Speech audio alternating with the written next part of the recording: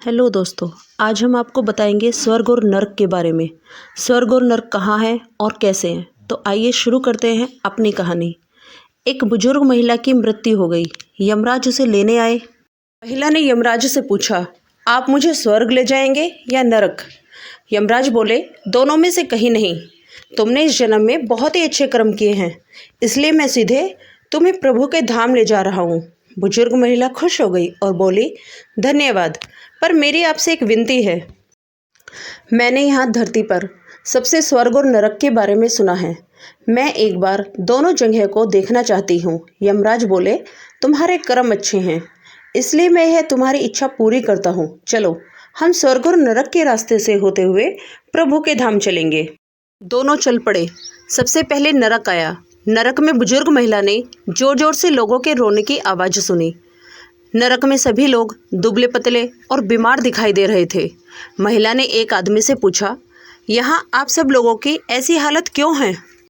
आदमी बोला, तो और कैसी हालत होगी। मरने के बाद जब से यहाँ आए हैं हमने एक दिन भी खाना नहीं खाया। भूख से हमारी आत्माएं तड़प रही हैं। बुजुर्ग महिला की नज़र एक विशाल पतीले पर पड़ी, जो कि लोगों के कद से करीब 300 फुट ऊंचा होगा। उस पतीले के ऊपर एक विशाल चम्मच लटका हुआ था। उस पतीले में से बहुत ही शानदार खुशबू आ रही थी। बुजुर्ग महिला ने उस आदमी से पूछा, इस पतीले में क्या है। आदमी मायूस होकर बोला, ये पतीला बहुत ही स्वादिष्ट खीर से हर समय भरा रहता है। बुजुर्ग महिला ने हैरानी से पूछा, इसमें खीर है, तो आप लोग पेट भरकर ये खीर खाते क्यों नहीं, भूख से क्यों तड़प रहे हैं। आदमी रो रो कर बोलने लगा, कैसे खाएं, ये पतीला 300 फीट ऊंचा है, हम में से कोई भी उस पतीले तक नहीं पहुंच पाता। बुजुर्ग महिला को उन पर तरस आ गया। सोचने लगी, बेचारे खीर का पतीला होते हुए भी भूख से हैं, शायद ईश्वर ने इन्हें यही दंड दिया होगा। यमराज बुजुर्ग महिला से बोले, चलो, हमें देर हो रही है। दोनों चल पड़े। कुछ दूर चलने पर स्वर्ग आया।